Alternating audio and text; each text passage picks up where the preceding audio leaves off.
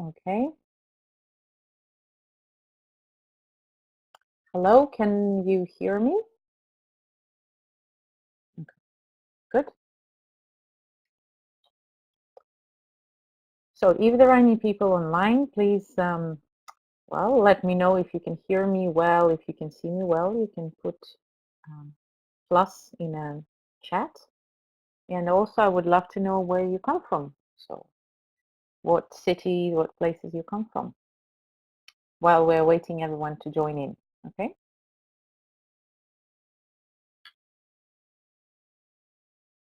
Omsk, wow, good evening. Never been there, but maybe someday. Hello, yes. I hope everyone is doing good. Hi, Moscow. Yeah, I'm here in Moscow too. Right. Thanks for joining, finding time in your, I'm sure, busy schedule. Astrakhan, wow.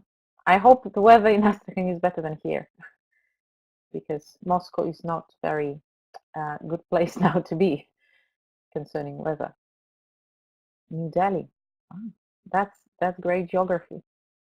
Okay, good to see everyone. Moscow again. Hello.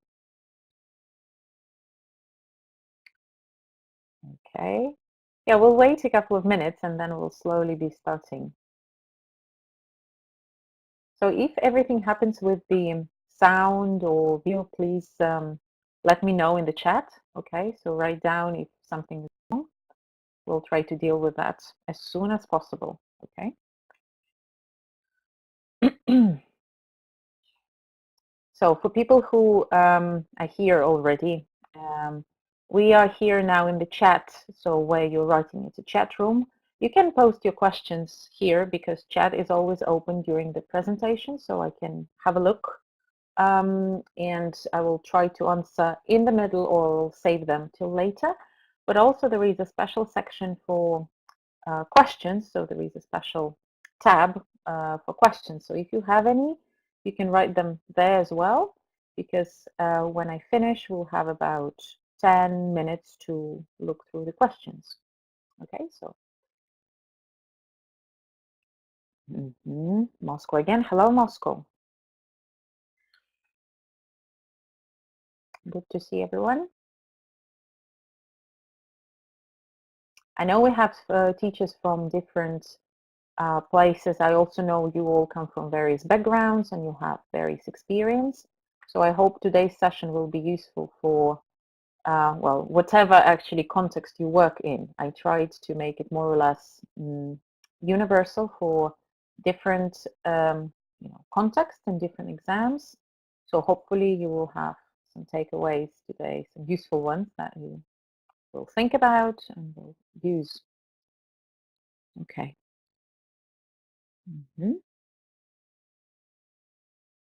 Okay, 1 more minute and we'll be starting.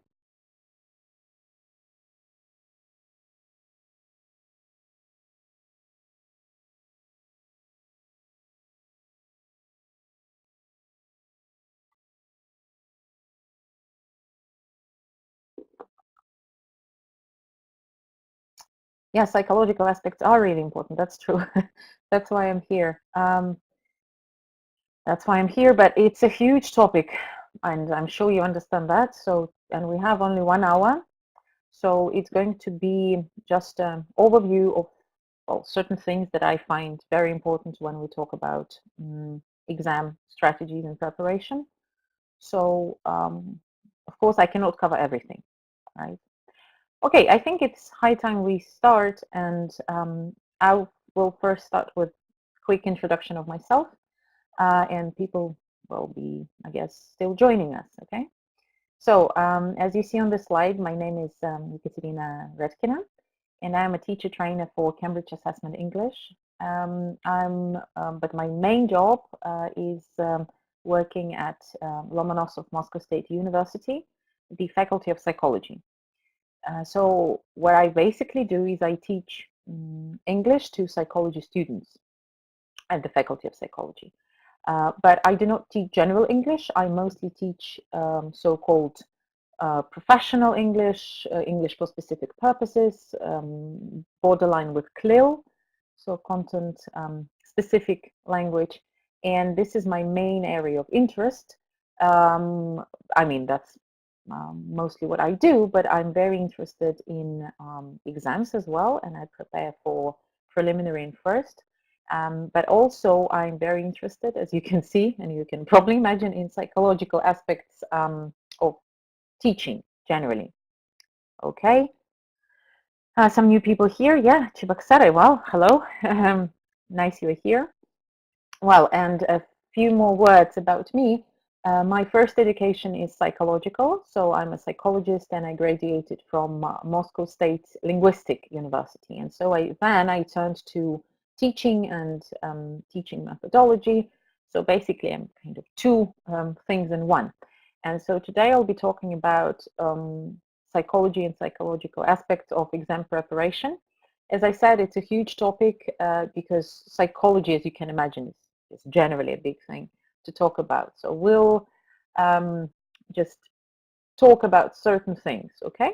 But if you have questions, as I said, you can post them here in chat, or you can write them in a special section called questions. It's a tab on the top, somewhere above the presentation. I guess you should have it. So, okay, let's start. Our presentation is about 1 hour. So at 5-ish, we're going to finish, and then 10, 15 minutes for questions, okay? So let's start. So when we talk about psychology, most people probably imagine something similar to this picture, when a client or a patient is lying on a couch and talks about his random associations that come to his mind, and then some very authoritative figure is sitting there in a chair and is giving you feedback, and your some associations on your associations or something like this. Well, it's partly true, but this is more in psychotherapy or psychoanalytical therapy. So this is, as you can imagine, Sigmund Freud here in the picture and his psychoanalytic session. But today we're not going to talk about this area of psychology, though of course it's very interesting. And what I've chosen to talk about today is the following. So this is our plan for the next hour. When we talk about exams, I think the first thing that comes to mind is stress.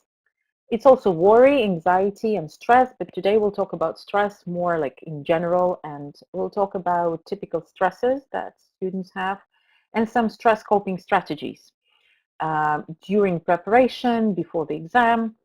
Okay, also we'll talk about mindsets and some certain ideas and mindsets that our students have. And also last bit will be dedicated to some developing of cognitive abilities of our students. And this is based on some psychological techniques of developing your memory. So it's basically mnemonics. I'm sure you're familiar with some of those, but I would like to share something else. Okay, so there is already a question: how to prove students that English is important? Oh, that's a good question. That's about motivation. We will talk about motivation a little bit today. If I don't answer your question, will you please, well, let's get back to that at the end, okay? So if I don't answer it, honestly, it's a very difficult question to answer, so but I will try to. Okay, before we start, I will ask you to do the following. I want you to take a piece of paper. It could be absolutely any piece of paper, like A4, it could be your notebook, but the whole idea is that you use it now and then you close it or leave aside, just put it aside till when I tell you to get back to that, okay? So take a piece of paper and do something like this, so have 6 sections in it. And I will give you 3 minutes now, and I will ask you to illustrate the words, one picture in one section for each of the following words that you see on the slide. If you don't have time to do all 6, it's absolutely fine. Do as many as you wish. If you want to be challenged a little bit, I suggest doing the bottom line, where you have adjectives. If you feel you don't want it to be challenged now, too tired or whatever, you're not in the mood, do the top 3, okay? Or you can do one from that, one top, one bottom, up to you. So 3 minutes, please. The idea is to illustrate these words and word combinations. Do not use any words to write, okay? You're not allowed to write anything. Numbers are fine. Any types of pictures, bubbles with whatever you feel like, okay? Small, maybe word like feelers, or if it's a I don't know, dialogue suddenly or whatever you're drawing, it's fine. And you're not going to show this to me, obviously, so don't worry about the quality, okay? Okay, there is a question. Are your ideas the same for school exams and university exams? Well, pretty much the same, yes, I would say, because we're talking about psychological mechanisms and they are more or less similar. And if we talk about stress, the stresses and the ways to deal with stress are very similar. So I try to make it more or less universal. Maybe it's more applicable to certain areas, but I tried to make the talk more or less universal, okay? So now 2 minutes left to do the pictures.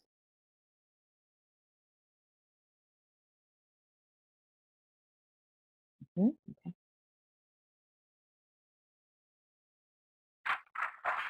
Again, don't worry about the quality. It could be absolutely simple.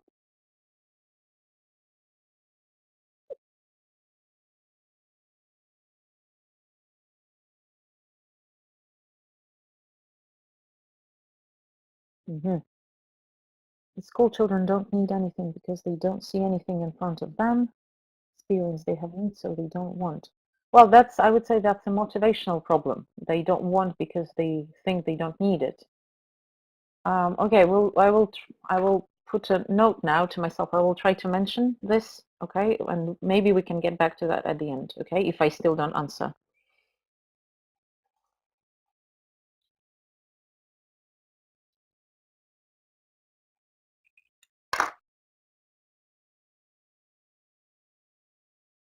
Okay, 1 more minute, please.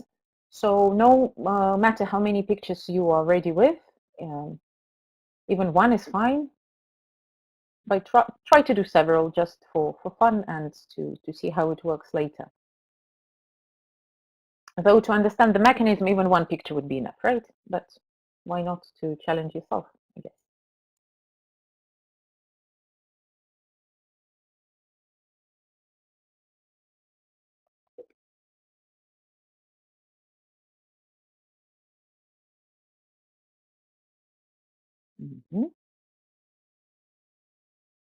Okay, so how are you doing there? Are you fine? Yeah, doing good? You're drawing. So please slowly finish. The whole idea is that you do not get back to this piece of paper until I tell you to do that. And just put it aside now, okay?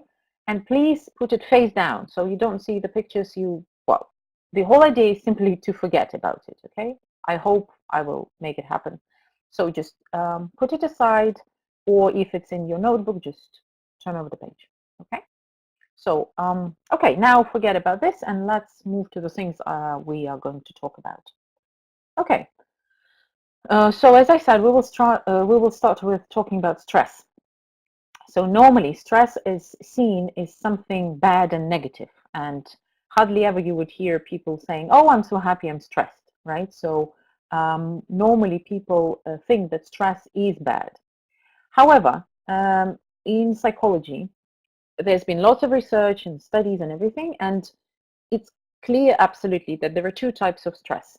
So there is good stress and there is bad stress. The bad stress is the one we normally think of and the one we experience.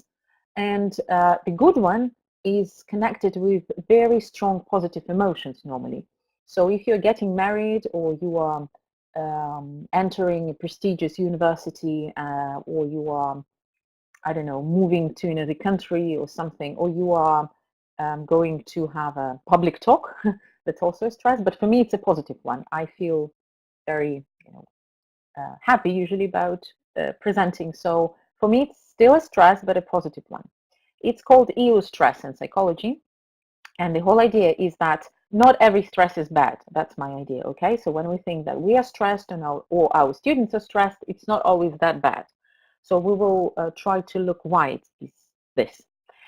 One thing that I would like to mention here is that stress, no matter good or bad it is, stress is contagious. And this mechanism is based on the neurological mechanism that we have. And this neurological mechanism is explained by so-called mirror neurons. So these neurons help us to sort of mimic our emotions and kind of mirror the emotional states that our partners are in.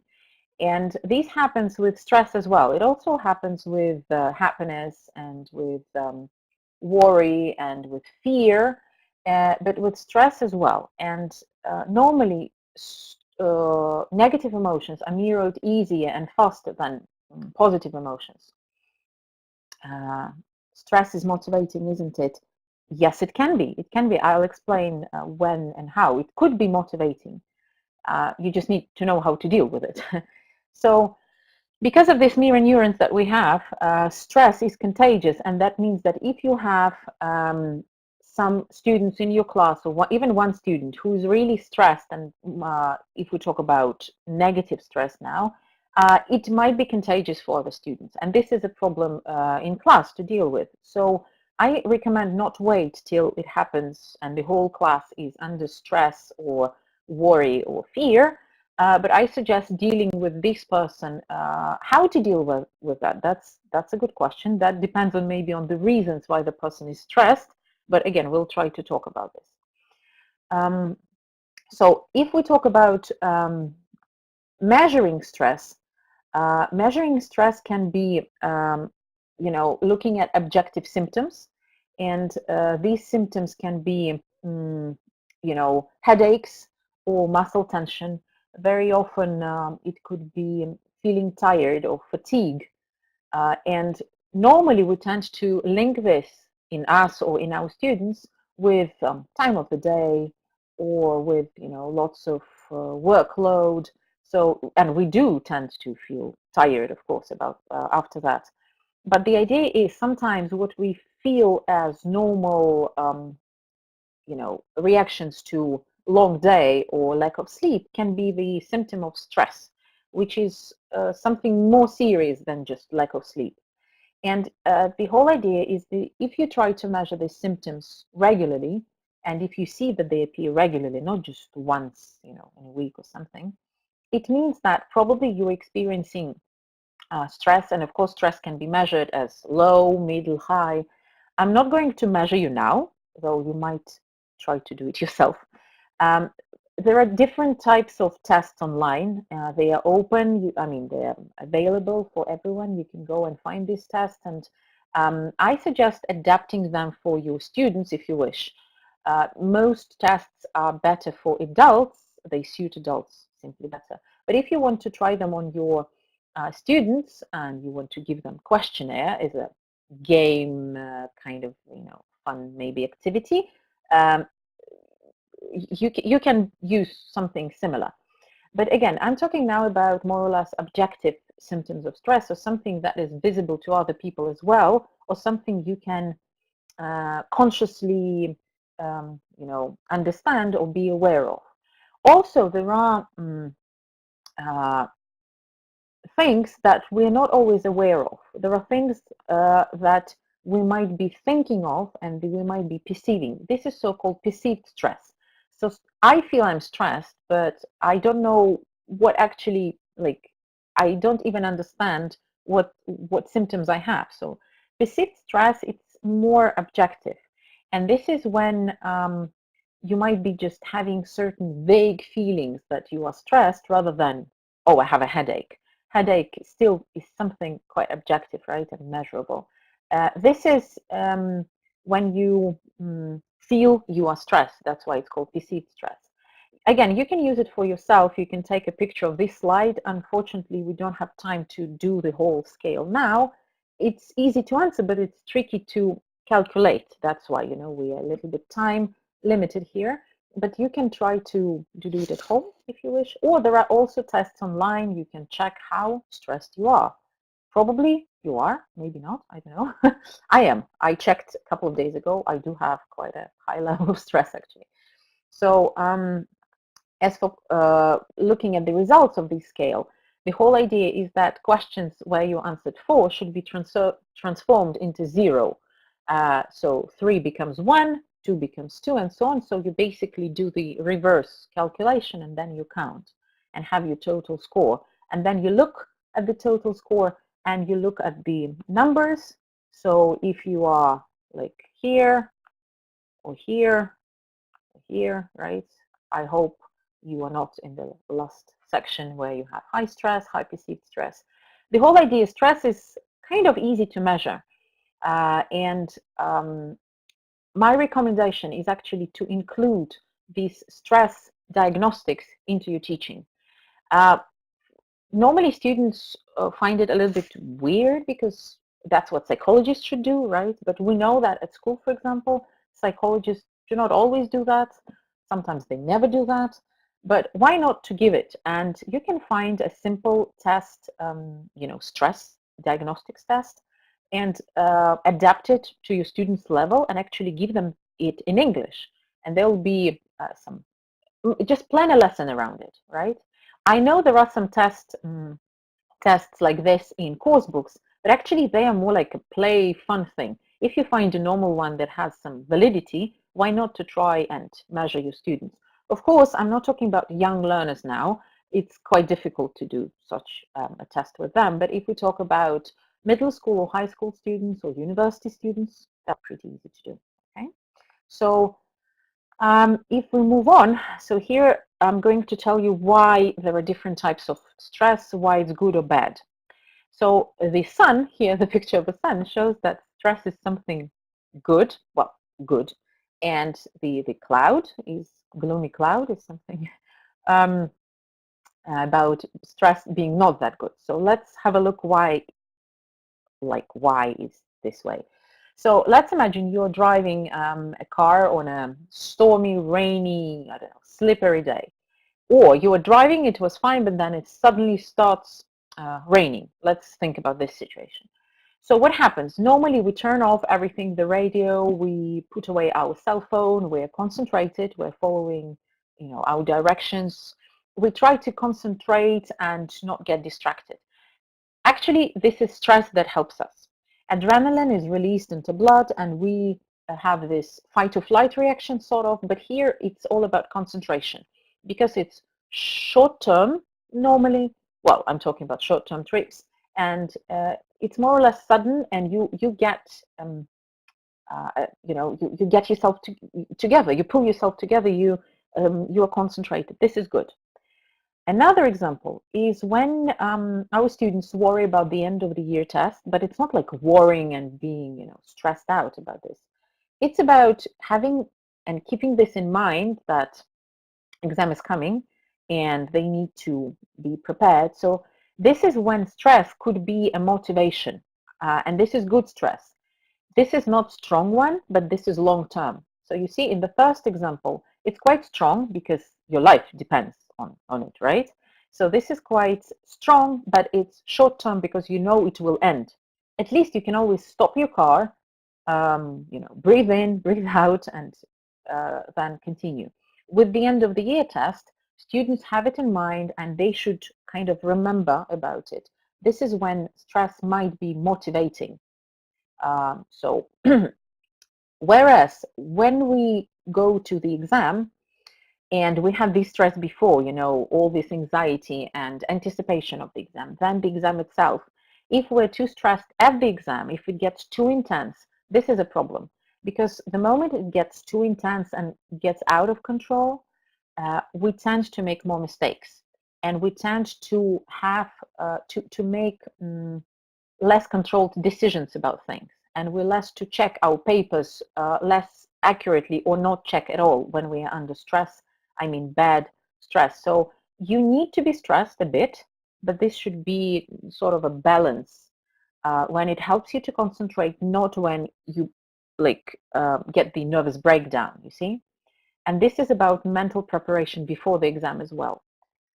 And the last one, imagine, have an example about adults here. Imagine you get to work, you come to work every day, and your boss is always, always unhappy with you. Whatever you do, there is a huge fear of making a mistake, because whatever you do, he or she is still unhappy. This is stress, obviously, but this is long-term. And when long-term stress, strong and long-term, hits us, this is also very bad. And every psychologist will tell you that better find another job or change something, right? So this is shortly about stress, how it influences us. Now, if we talk about stresses, what are the common stresses that I've come across in my students? Very often they have negative thoughts and negative sort of sets in their mind. I'm too stupid, or something is too difficult. I cannot handle it. I cannot deal with it. It's too much for me. This negative thoughts, it's just a thought actually. It has nothing to do, usually, it has nothing to do with their real ability.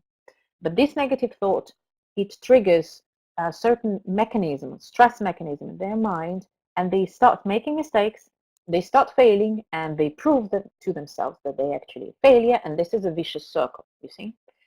The same happens with fear of errors. The more you are afraid of making a mistake, the more mistakes you make, actually. Because again, this is where you're stressed out, and this doesn't help you to concentrate.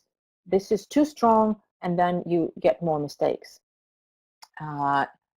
We have this fear of failing and its consequences. This is something about long-term stress and the fear of it getting very serious and life-changing. So when you fail state examination, you do not enter university. If you do not enter university, something bad happens, and so on and so forth. So this is too much for a kid, for even a teenager. It's too much to, adjust to. It's too stressful even for adults, if you think. For students, it is. So we need to deal with this. With this, we need to deal with the thoughts in a way.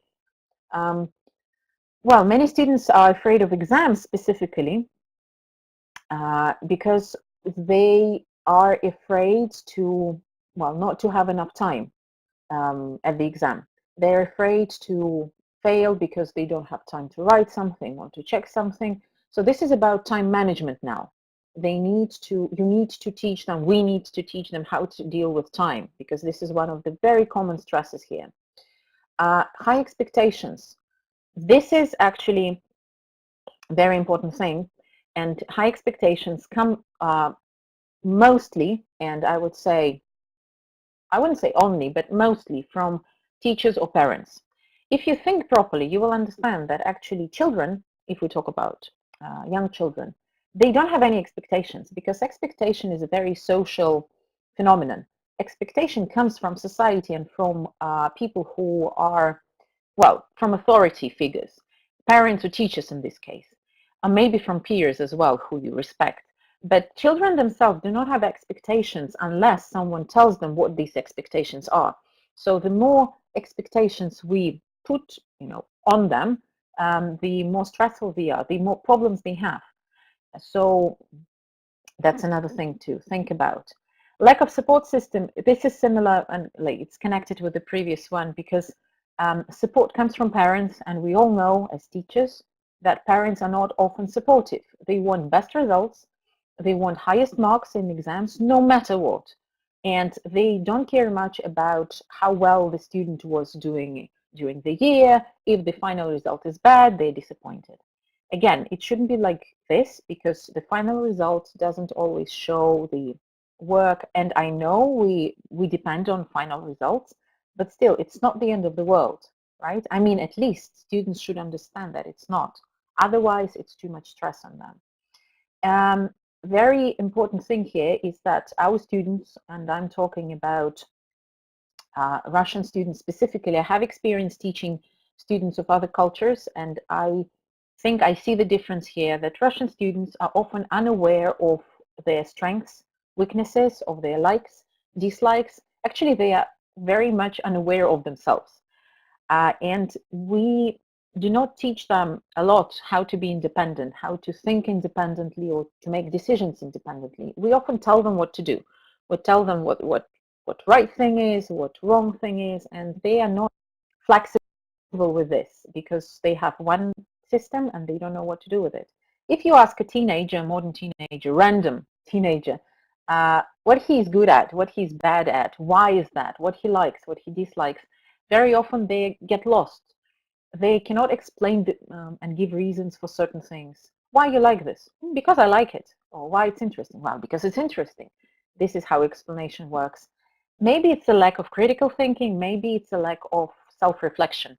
So I would probably think about both of this. If we teach students how to deal with that, they will know what they are good at and what they need to focus on to improve. And this is sort of a certain level of maturity, I guess. And two last points being not prepared enough or not planning time wisely. This is actually things I've kind of mentioned already.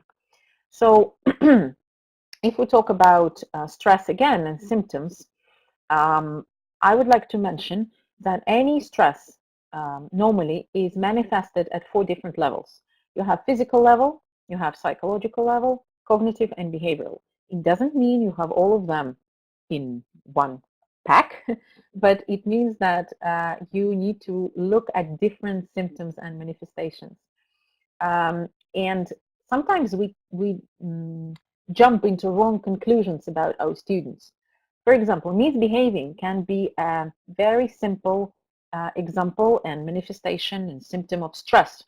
What we tend to think is that, okay, students misbehave because maybe they're stupid, okay, because that's unconscious stereotype that we often have. They are inattentive, they do not like the teacher, they are not interested in the material. Maybe it's simply stress that comes from something else, even not from the lesson, something that happened before, family situation. Especially you see this in younger kids because they have lower control of their behavior and emotions and everything. They have lower control. With teenagers, you might see less because they obviously control themselves better. But still, look at these different things. We know, for example, imagine a public speaker who has never presented before. He gets out there on stage and you obviously see he's nervous. And how do you see that? Well, you see him blushing. His voice is trembling. His gestures are too quick or too, irrational or strange. This is all stress, right? But we know this about public speakers. What about our students working in pairs? Those who are afraid of, talking. This could be very similar. Some behavioral reactions of forgetting and being disorganized. Again, this could be character, fine, but this also could be reaction to something, especially if it repeats. Again, I'm not talking about forgetting his notebook or leaving it somewhere once. If it's repeated, this is probably something the child is telling you, like, help me in a way, I'm forgetful, I don't know what to do with that. With younger kids, again, this probably will be something to look at. Poor concentration as well. So you see, I try to mark them with different colors. What is physiological, what is behavioral, psychological, and cognitive. And just try to look maybe at things that you see every day. Try to look at it from a new kind of angle, maybe, that this is something about stress or emotions rather than what you think it is. Okay, let's have a short stop here. I see people asking something. Let me have a look. So, okay, Yekaterina, there was your comment about it's a challenge for students. I didn't see what you commented on. Could you please write again what you say is a challenge for students? So what are you writing about? How to teach concentration? It's a problem for many students. Well, that's a very good question. But again, what kind of concentration are we talking about? Are we talking about short attention span? Are we talking about poor memory? Concentration in what? In writing, in speaking, in not remembering words, not reading? Again, that should be dealt with depending on the area. You can never, my answer would be, you can never deal with poor concentration in general. You should deal with certain things. Short attention. Well, I can answer it shortly, I guess, here. Um, there's been research that says that actually attention of modern students has changed a lot, and that modern students, I'm not saying they have short attention span or small attention span, but it is different from what we had. And we tend to think they have very short attention span. I also think this about my students often. This is all based on, Instagram and Facebook short messages society. That's true. My idea would be it still can be developed with exercises they're interested in. So attention, actually there are 3 types of attention. Okay, now I think I'm getting into other thing, but okay, I'll just quickly answer this. The attention which is involuntary, it's like when I clap my hands, you will all look at me. That's involuntary. Everyone has it, it's instinct. We have involuntary, right? Then voluntary attention, you pay attention because you have to. And you tell your students, look at this, pay attention to this, they do this. But the best attention is the third one, which is sort of a flow attention. It's when you like it that much that you spend so much time and you don't even know how much time you spend. So I would probably follow this route to get your students, pay more attention. They get distracted probably because they're not that interested. That would be my short answer, okay? Once I got myself, I realized that I spent 13 hours doing something. Can you imagine? 13 hours because I was in the flow. And I didn't even notice the time. So I was that much motivated. So if we move on, just a few things. Probably I will not say anything new here for you, but do work together with parents. Make it collaboration with a parent of your child, especially with young learners. Sometimes with teenagers as well, if you feel like, because parents have a lot of influence on children and they help to deal with lots of things at home. And actually, you need to also mention to parents that mistakes, it's not only about mistakes, right? And that if they look only at the number of errors and mistakes that students make, there will be never any progress, because that's not how it works. For example, if we talk about Cambridge exams, I'm pretty sure you know that the tolerance to mistakes is quite high in Cambridge exams. They tolerate mistakes. What we look at is communicative achievement, right? Mistakes might be interfering with understanding or not, but we look at communicative achievement first of all, rather than mistakes per se. So these are just a few things to look through, but I think that's more or less understandable here. Now, as for what to do, you can just say, relax, enjoy, I don't know, and have some verbal instruction like, don't stress out. We know that it never helps because actually it's never enough. And if someone tells me don't get stressed out, I will say thank you, but it's not helping. So maybe we should look at certain things we're doing in class, right? First, I would say look at the symptoms that I mentioned and try to look at things that are happening from a new, from a little bit different angle maybe. But also what I suggest here, these are just symbols to illustrate my ideas on certain points, okay?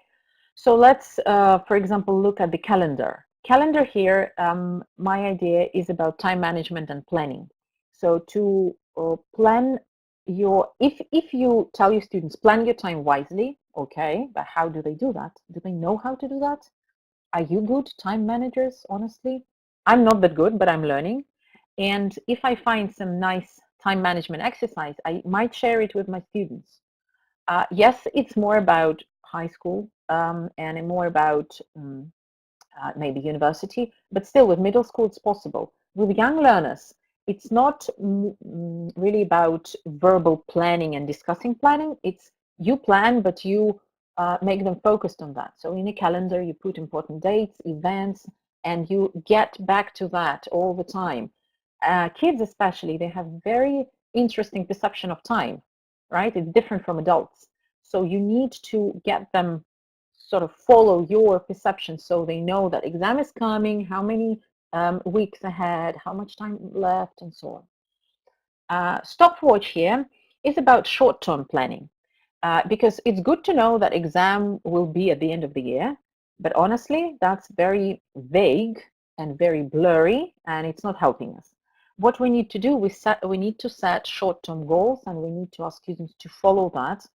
Mock exams, or certainly you say that every week, guys, we're going to have a bit from exam. So we have our course book, but these are exam bits, and I will mark them, and we'll have some statistics, or we'll have, a chart. So this is short-term goals. The paper with the grade here, it's about grading, and you can look at it differently. But my idea here is that when you grade a paper, provide criteria for your grading. Your students should know why it's good or why it's bad paper. Just getting A, B, or excellent, satisfactory, or whatever grading system you use is not enough, because for good feedback, your students should be aware of what they've done wrong and what they've done good. And I would always start with good things and only then with bad things, okay? With young learners, maybe knowing the criteria is not exactly what they need, but there are certain, I'm sure there are ways how to explain learners what was wrong and why. So next time they kind of try to control themselves and not repeat it. Well, the middle picture in the very center, it's about checklists. I'm a big fan of checklists. I checklist everything, basically. With my students, it works sometimes, but there are people as organized as I am with certain cognitive similarities, and they like lists as well. So why not to help them create certain checklists on different things?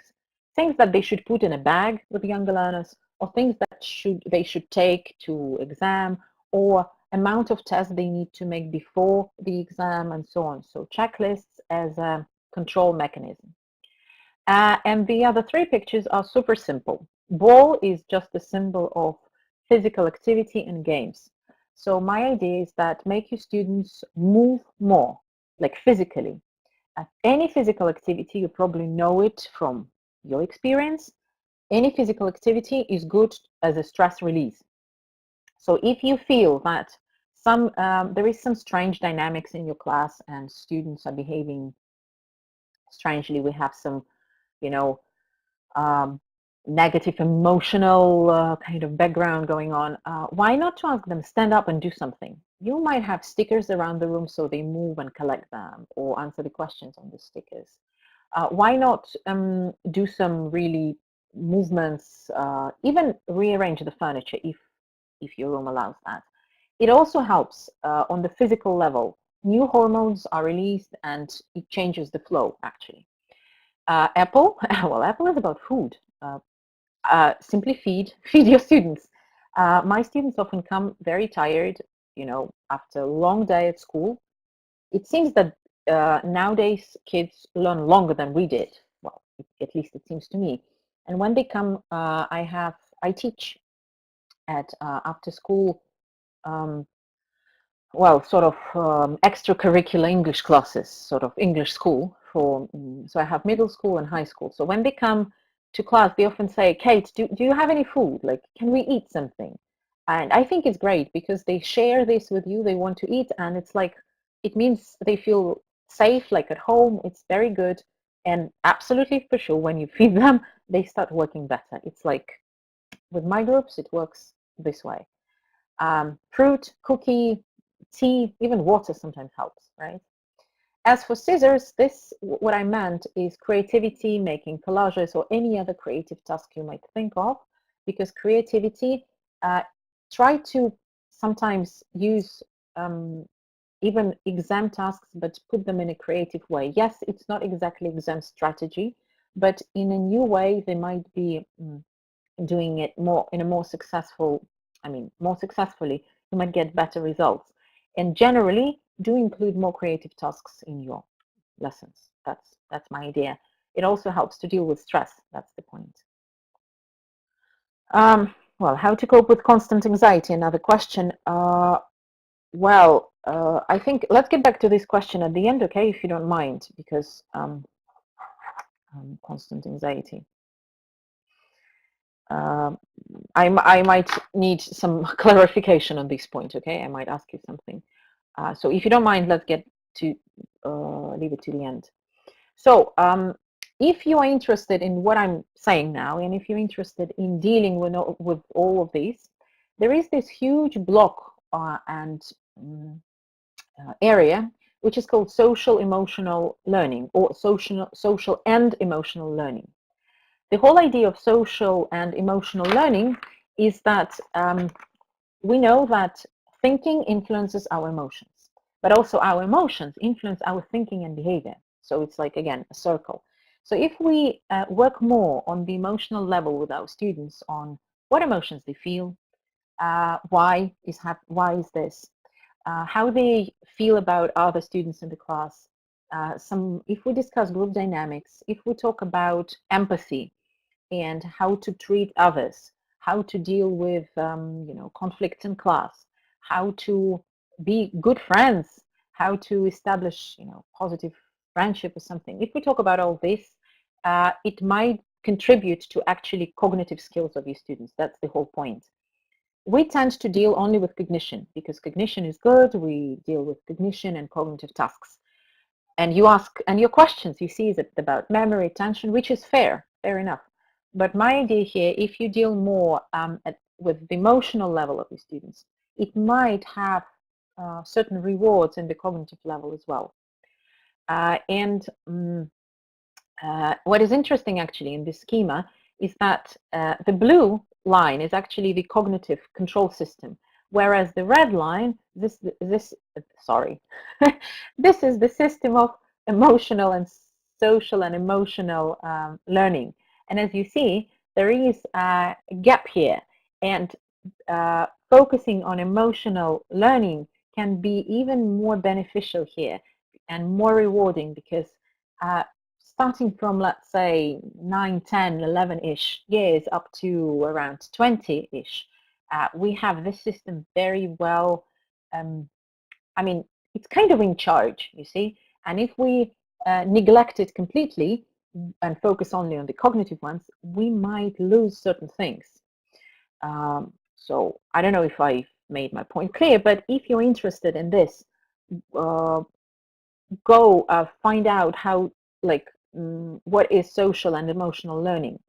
It includes actually several points, and if you work in this area, you will find out that relationships in class will improve, and students will be more aware of themselves. That's connected with what I said earlier.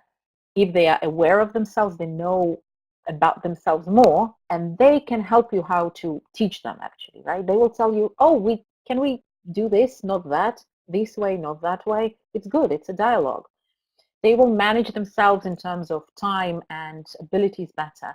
They will make better decisions because they control themselves better. They will be better in class in terms of relations with others. So altogether, this is a very nice idea how to help students to grow. One of the exercises that you can do, you can use this anxiety scale. You can cut these faces, not these, but I mean any faces showing emotions, and have them in a box or somewhere. And when students enter the class, you can ask them to put emotion on the board, let's say near their name somewhere, or just show it to you so you know what actually the student is feeling. It's a good way to kind of accept their emotions and to encourage and to show that you care what they are feeling, right? And you show that you respect their emotions and they like it, actually. I'm not using this particular scheme, but actually I want to implement it with my teenagers and see how it works. But I always ask verbally how they're feeling. I ask them to name their feelings and emotions. And by the end of the class, it's nice to check, actually, is it still there? Are they still angry? Or maybe something changed, hopefully, right? So if you read texts, focus on emotional descriptions. Focus on the emotional characteristics, how characters feel. Why is that? So work on this level, please. That might be very, very beneficial. As for growth mindset, So it's a concept developed by Carol Dweck, and it's not super new, I should say. But what I like about it, it actually is very well linked with everything I said before. That fixed mindset, it's when you think, okay, I'm stupid, can do nothing about that. I have short attention span, I have poor memory, that's it. And you think the same about your students. They're misbehaviors, they're stupid, they don't do well on tests, they are not, clever enough. We tend to think this. This is fixed mindset. Growth mindset, this is something that helps us to always think that memory can be developed, intelligence is not something stable, emotion can help us influence our cognition, and so on and so forth. So this is a whole concept which, again, if what I'm saying now appeals to you, you might get deeper into this topic and read more, okay? Just an idea. So now some random also ideas picked up in different sources. I do not use all of these, but I thought it might be interesting to mention. Breathing and meditation. This is a short story here on the slide, which says that in summer there was an accident, if I remember correctly, that was Vietnam, where a group of students got stuck in a cave, and they met with their teacher. It was a football team. So there were 10 people, they got stuck, they couldn't get out because of the flooding. The cave basically got flooded. And when the divers found them, what they saw is that they were not panicking, they were not stressed out, well, at least visibly, it wasn't visible. They were meditating.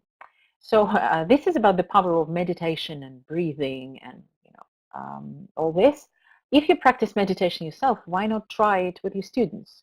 There are some examples now. I found quite many in America where, for example, in West Baltimore, there is this school. It's quite famous now. It's been on the news, where detention is replaced by meditation. So instead of sending kids to this detention room to write lines or to do extra homework, they do meditation, breathing exercises together. And as you see in the picture, the kids these are like young kids, so you don't need to be a grown-up to do the meditation thing. You can start early. Honestly, I've never done this like real meditation. I've done breathing, close your eyes, relaxation techniques, but not pure meditation. You can try, and then you will share. It would be nice to know what you think. Another thing, what I would like to mention is the influence of our body on our emotion and cognition. So this is another sort of layer, right? I'm sure you know that sometimes our body tells us, so the body reacts first and then all other reactions come. So if you make your body happy, let's put it this way, or if you make your body believe that everything is good, your emotions will follow that. So this lady here, Amy Cuddy, she's talking about power poses, and she's a very famous TED speaker about body language. What she says is that there are high power poses and low power poses or postures, which means that if you stand or sit with your arms crossed like this, you're tensed with legs crossed and you are in a very tensed position, you feel not comfortable, you have problems speaking and so on. And you do it naturally because you feel that this is how, this makes you safe. The thing is, if you try to maintain a high power pose, if you do stand up, or even if you sit, if you make your back straight and your shoulders straight, if you breathe nicely and deeply, if you have your arms on your hips, for example, and if you're standing, if you have your legs far apart, this is a power pose, high power pose. Your body believes that you're strong. And adrenaline and, okay, there are some, I'm not going to be talking about hormones. I'm not really good at this. I mean, hormonal level. But I know that certain hormones are released into blood, so you start feeling strong and happy and self-confident. So I do this exercise with my students. I ask them to maintain a high power pose before speaking exercises, before public presentations, if they have any, before important things, even before exams, because these pose helps them believe that they're strong and powerful and self-confident. You see, this is how body tricks our mind, which I think is good. Time management, I mentioned this already. So one bite at a time. Don't try to eat the whole elephant at once, and it's simply not manageable, right? So this is about short-term planning, long-term planning. Now, a few bits about motivation. First thing that you need to know, if you don't know it maybe yet, that motivation, there is such a phenomenon as optimum of motivation, which means that any weak motivation is bad and any super strong motivation is bad. With the weak one, we all know why. I mean, if the student is not motivated, that's bad. If the motivation is too strong, this is connected with stress and high level of anxiety. So the research shows that the super high motivation leads to more mistakes, less control, and I mean less self-control, bad time management, and the whole idea is the results are usually lower. So you need to maintain this certain optimal level of motivation, calming them down or thinking about, certain sets, what they have in their mind when they go to exam. It's not the end of the world. This exam is important, but again, even if something happens, it's not that bad. So you need to lower this anxiety level, because basically it's about anxiety here. And also, motivation works on this continuum. On the left, you see so-called intrinsic motivation, which is internal. And on the right hand, you see extrinsic, which is external. I tried to show very, very extreme positions here. Like, for example, when you love something, you think that you will read all the books in the world because you love it and you can't stop doing it. And in fact, you're not doing, you're just thinking, I will do this and this, and you are not actually doing it. It's too much. If it's extrinsic, it's like, my mom told me I should be this and that, I do this and that because someone told me. This is extrinsic. So it's from outside. My personal idea here is that extrinsic motivation doesn't really work. And any extrinsic motivation works as soon as it becomes internal. So if a person does something, of course it should be balanced, right? Something from outside, something from inside. But if a person, your mom tells you that this is important and you do it just for the sake of it, it's not going to help. You need to find the reasons why actually you do it. So be careful with this extrinsic motivation. And I think there was a question at the beginning, why students don't want it because they don't need it. That's because we told them they need it. It's not their belief. It's very external. And if I tell you, you need to do jogging in the morning, it's good for your health, would you start jogging immediately? No, why? If I tell you smoking is bad, you need to quit smoking, will you stop it? Again, no, not because I told you. You will do this as soon as you understand that you need it. Intrinsic motivation. Again, it might be too much also, the internal one. It goes to extremes as well. But I do believe that it works when it is internal. Otherwise, we do it for someone else and it never works. It works because we're afraid of punishment, or we want the reward, or we are afraid. I mean, that's not good. That's not how it works. So make them interested, make them feel it, and find something for themselves. But first, they need to be aware of what they like, what they kind of don't like. That's another point here. So this is very quickly, sorry, about the psychological things. And now we have like 7-ish minutes. We will talk, I will share some ideas about developing cognitive level of your students. And this is about mostly memory, I would say. Attention, thinking a bit, but mostly memory. So remember there was this pictures you drew at the beginning? Can you get back to that. Can you look at your, I'm sure, beautiful pictures? And could you please look at them? And could you remember what words were there? Because there was very little time between the beginning and the end of this session, probably you simply remember the words. You experienced teachers also. But honestly, if you looked at this picture as if you've never seen it or you saw it a long time ago, can you remember what the word was? So can you write the number of words you can remember? Maybe you remember all of those. Maybe you remember a couple of those. And do you feel that pictures are helping you to remember these words? So can you just write down something in our chat so I can see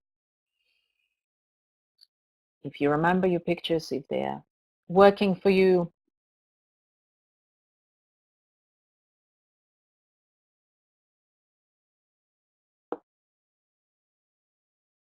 Okay. Okay, I hope people are not writing not because everyone left. I hope there are some people here. Oh, good. Thank you. Greenhouse effect, chop down trees, acid rain, suspicious open. Okay, well done. So I don't know how many pictures you had. You got 5 words. Maybe you got all 5 from pictures.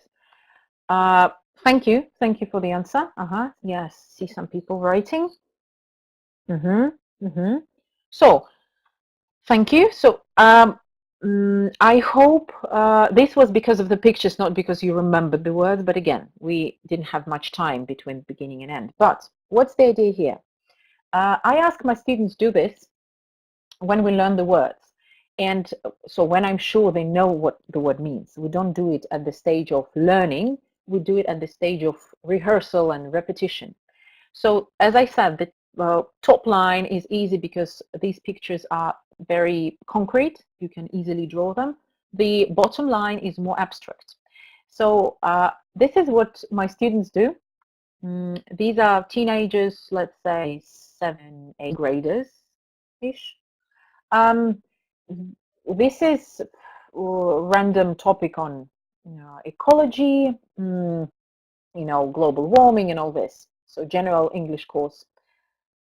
So what we have here is that they drew pictures and I give these pictures them later, after a while, and of course no words anywhere. They look at the pictures and they try to remember what the word was. If you do it after, let's say, 2 weeks, 3 weeks, 1 month, you should be sure they don't remember what exactly the word was. It was a long time ago. But looking at the picture, they might have associations. So the whole idea is that they create visual associations. With concrete words, they basically illustrate the word, which is still good. With abstract words, what they do, they create their own kind of mental schema, how to associate the word with an image. And you see, this girl here, she's not an artist or anything, but I think your drawings are amazing. Look at this guy in the middle. He's really suspicious, right? You just feel it. What happens when I give these pictures like this? With concrete words, it's quite simple. They most often, if they know the word, they remember it. With more abstract words, first of all, this exercise with abstract pictures will work starting from, let's say, age from middle school, I'll say, because younger learners do not have abstract thinking that developed yet. So let's start from 12, 13 and up. You can already do this. With younger than that, you'd rather stick with concrete illustrations. But middle school and higher, you do abstract pictures and they work wonderfully. What is also good, the task is not to remember this specific word. The task is to give them mental map or, roadmap, a mental map to the word. So if they have synonyms that they come up with, it's also good. So, okay, they don't remember the word obstinate from the very beginning, but they remember the word stubborn. Good, we still recall the words. And you can give the same pictures to the same people. You can give someone else's pictures to another person, but ask for permission. That's important. They might be unhappy about this. You might ask them to work in groups, better pairs probably.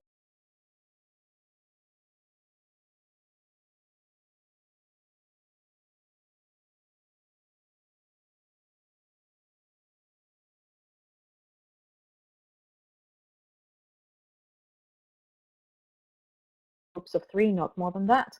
You give random pictures because I collect them. I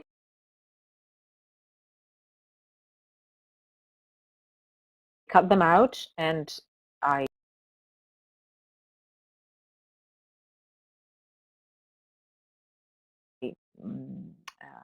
distribute them. They can work. You can set time limit or without time limit, but that's a really nice exercise. Have a box with all these pictures. Make sure you know what the word means, just in case they ask, and distribute words, right? With abstract things, it's really nice.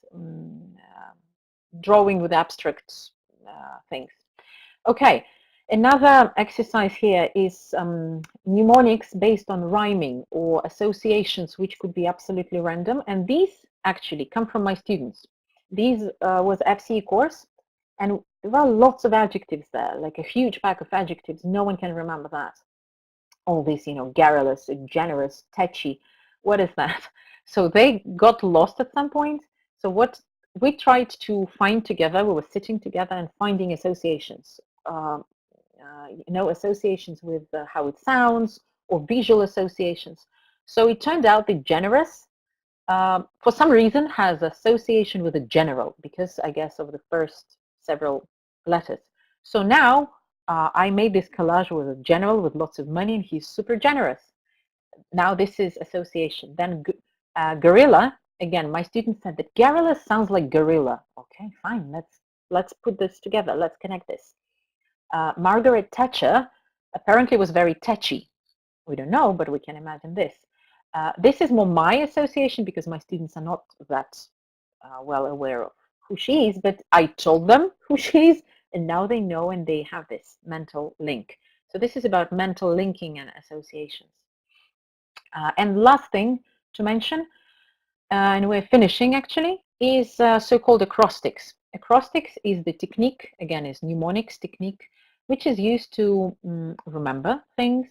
It could be remembering order of things, like here. Let's pretend that our learners know planets, but they don't know the order in which these planets go. It's difficult to remember. So we create so-called acrostics. It's a phrase which helps our learners to memorize the order of things. It's the same as with rainbow in Russian. Каждый охотник желает знать. This is actually kind of acrostics. I'm sure you've seen lots of them online. These are taken simply from Google. They work with young learners, middle school, high school, with everyone. But sometimes you can give them this so they remember. But what I like more is creating acrostics. So let's imagine this is, again, FCE level, I guess, like B1 plus, B2. So we were talking about war and peace at some point. And there were certain words that I wanted them to remember. And I asked them, there was a bigger list, of course, but I asked them to create acrostics for war. So what would be W? Okay, which words have we learned? Warship, good. Any other? Maybe they will remember some other words with W. Then with A, okay, adore. Then R, respect. And of course, we want only positive words here because this is anti-war policy, right? We are kind of talking about here. So a simple exercise, mental exercise, how to remember. It's engaging, not that easy actually, because it should make sense. Start with a particular letter, be on the topic, be on, from the pack of words or vocabulary bank that we had. So it could be challenging. Try it with younger learners. They can manage as well. Well, as for books, I mentioned theories earlier, right? Growth Mindset by Carol Dweck. I mentioned social and emotional learning. There are various authors there, and I would recommend these books. Well, if you're interested in psychology, you can look at this one. And actually, Sarah Mercer, this author in the middle, she's one of the very famous authors on dealing with psychological aspects of teaching. And the second book, Memory Activities for Language Learning. There are certain activities you might find interesting. for different ages. Again, there are maybe too much to start with, but if the book is too much, you can simply Google and find mnemonics or memory techniques, something to boost your memory, your students' memory. Well, this is it. Now we can turn to questions. This is my email in case you want to share some experience of yours. I would love to hear what's going on in your classroom if you deal with stress in a particular way or something. Maybe you are going to use some mnemonic techniques. By the way, this picture method that I showed, this is called pictogram method. It's a psychological method used usually for different things, but I use it for memorizing words. So you see my email, my Instagram, in case you want to, again, contact me and ask something later. Now, let's get back to questions. So if you have some questions, please write them down.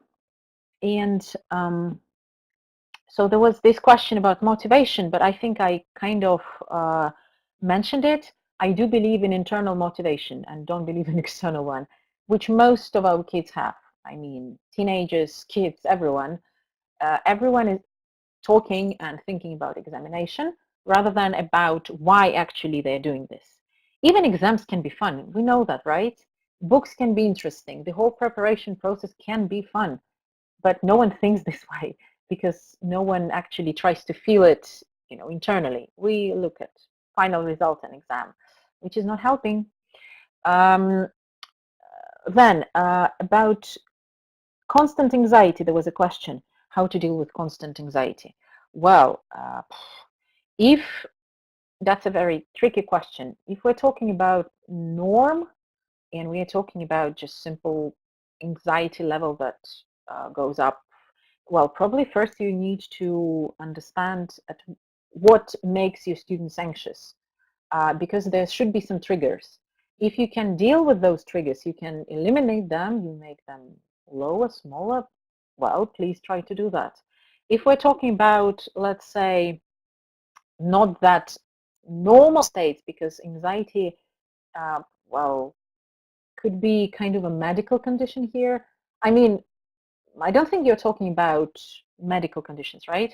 Because in that case, you need to consult psychologist, at least school psychologist or maybe doctor, because if we're really talking about depression or anxiety in its strong sense, then it could be difficult. Well, there was another question, I think. Here, how many words students can learn as a home task? Oh, that depends on the level, on the age, and on the approach you're using.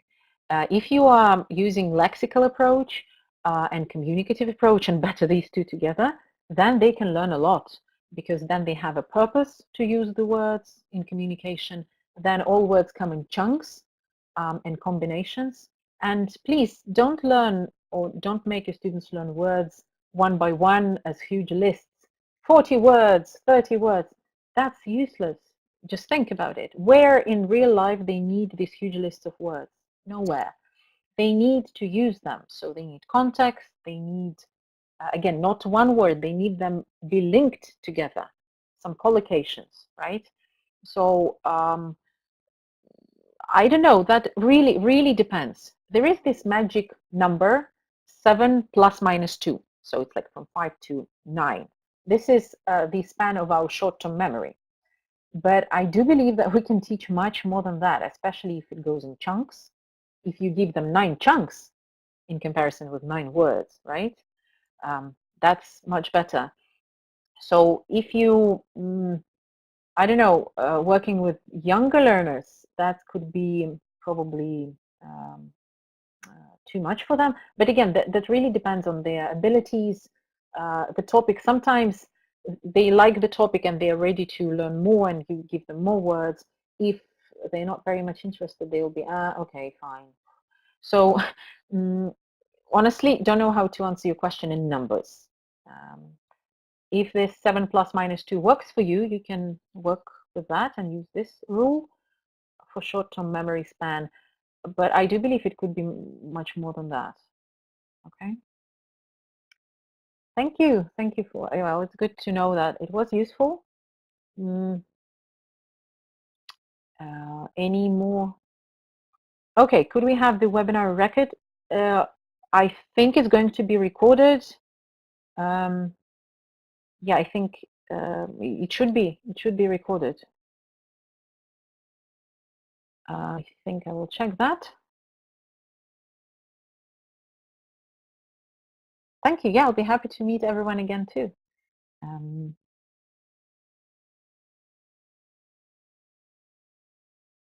Okay, I'm checking about the recording. I think it should be there.